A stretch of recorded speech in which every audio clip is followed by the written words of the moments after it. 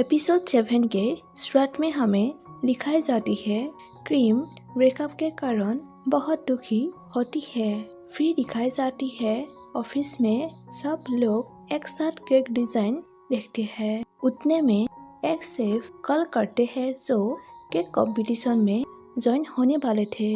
वो गर्दन में दर्द होने के कारण कंपटीशन में ज्वाइन होने से मना कर देते हैं, जिसके कारण एचॉप्स केक्स कंपनी क्रीम काफी प्रॉब्लम में पड़ जाते हैं। ये सोचकर कि अब शेफ कहाँ से लाया जाए, तभी जाम स्काई से कहता है कि भाई, क्या हम स्कूल में केक कंपटीशन में शामिल नहीं हुए थे? हम जीत गए क्योंकि तुम हमारे लीडर थे। फिर जाम इससे कहता है शायद स्काई उसका जगह ले सकता है, वो ये कर सकता है। स्काई कहता है रुको, यह एक बड़ी कंपटीशन है, लेकिन सर इस कंपटीशन में शामिल होना वास्तव में मेरा सपना है, लेकिन सर फैसला अब पर डिपेंड करता है।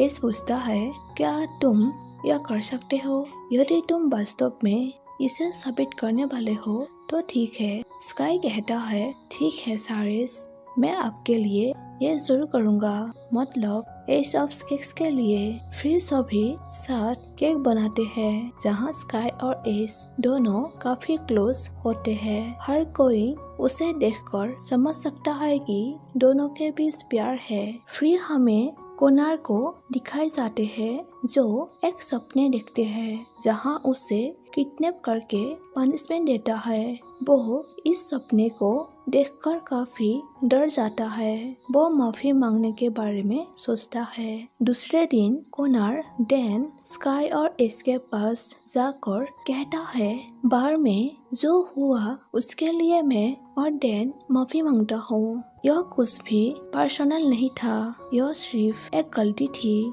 ऐसे माफी मांगने के बाद स्काई को केक देता है। स्काई केक लेते हुए कहता है खुद को ठीक करो, ठीक है? मुझे अब कोई प्रॉब्लम नहीं चाहिए, मैं तुम दोनों को माफ कर दूंगा, लेकिन मुझे उम्मीद है कि ऐसा दोबारा नहीं होगा। इस दोनों से कहता है मुझे उम्मीद है कि यह आखिरी बार होगा, ठीक है? क्योंकि अगर मैंने सुना कि तुमने स्काई को फिर से चोट पहुंचाई है तो तुम दोनों को मेरा सामना करना पड़ेगा। फिर सीन चेंज होती है जहाँ के कंपटीशन के लिए स्काई काफी नर्वस रहता है। एस उससे कहता है यही हम इंतजार कर रहे हैं।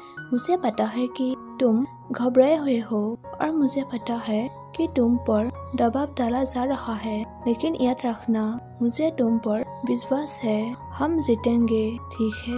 बस खुश रहो। स्काई कहता है यह तुम्हारे लिए कर रहा हूँ। एस कहता है यह तुम्हारा भी मदद करेगा। फिर एस बेंजी नाम के एक आदमी से मिलता है। बेंजी कहता है वैसे मैं अगले हफ्ते अपना बर्थडे मना रहा हूँ, तुम मेरे साथ क्लब में क्यों नहीं ज्वाइन होते? इस बर्थडे में जाने के लिए हाँ कहता है। फिर उन लोगों के बीच कुछ ऐसे ही बात होते हैं। 10 मिनट के बाद केक कंपटीशन स्टार्ट होती है जहाँ स्काई जीत नहीं पाता है, जिसके कारण वो सभी बहुत दुखी हो जाता है। फिर हमें एस और स्काई को दिखाए जाते हैं। स्काई एस से सॉरी कहता है।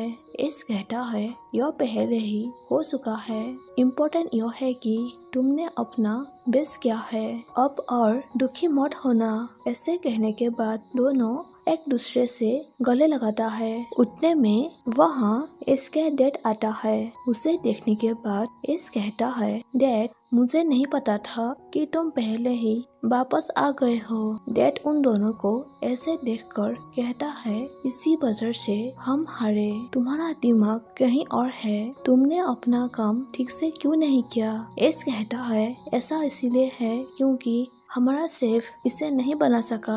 डैड कहता है तुमने यह सब इंटर्न के साथ छोड़ दिया। एस कहता है उसका इससे कोई लेना देना नहीं है, यह मेरा गलती है। डैड कहता है तुम हमेशा मुझे शर्मिंदा कर रहे हो, यह एक आसान काम था, लेकिन फिर भी तुम इसे ठीक से नहीं कर पाया। उसे जाने दो, एस कहता है उसने कुछ गलत नहीं किया। डैड कहता है उसे जाने दो, या तुम चाहते हो कि मैं कुछ और कर दूं। स्काई वहाँ से चला जाता है। एस रोने लगते हैं। डैड कहता है तुम अपना लाइफ क्यों बर्बाद कर रहे हो? मैंने तुम्हें सब कुछ बता दिया, तुम्हें बस इसे स्टेप बाय स्टेप करना था, लेकिन तुमने नहीं किया। तुम हमेशा सही क्यों नहीं रहना चाहते? एस कहता है गलतियाँ करना क्या बुरा है? डैड कहता है जब से मैंने तुम्हें इस कंपनी में आने दिया है, तुमने सही चीजें कहाँ की है? तुमने मुझे शर्मिंदा किया है। क्या तुम्हें पता था? मुझे लगा कि सब ठीक है, लेकिन तुमने यह सब उस इंटर्न के पास छोड़ दिया। वो क्या जानता है? एस कहता है आपने मुझे जो कुछ बताया मैंने बस उसका पालन किया।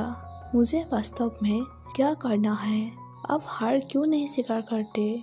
डैड पूछता है तुम दोनों के बीच क्या चल रहा है? एस कहता है ऐसा कुछ भी नहीं। डैड कहता है इसका क्या मतलब है? तुमने कुछ समय पहले भी उसका प्रोटेक्ट की थी। एस कहता है उन्होंने वास्तव में कुछ भी गलत नहीं किया।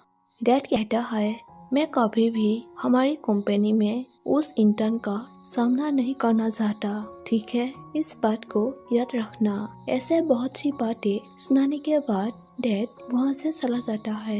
एस रोने लगते हैं और खुद पर ही गुस्सा करता है। दूसरी तरफ स्काई भी बेड पर लेटकर खुद पर ही गुस्सा करता है। और यहीं पर एपिसोड 7 खत्म हो जाती है।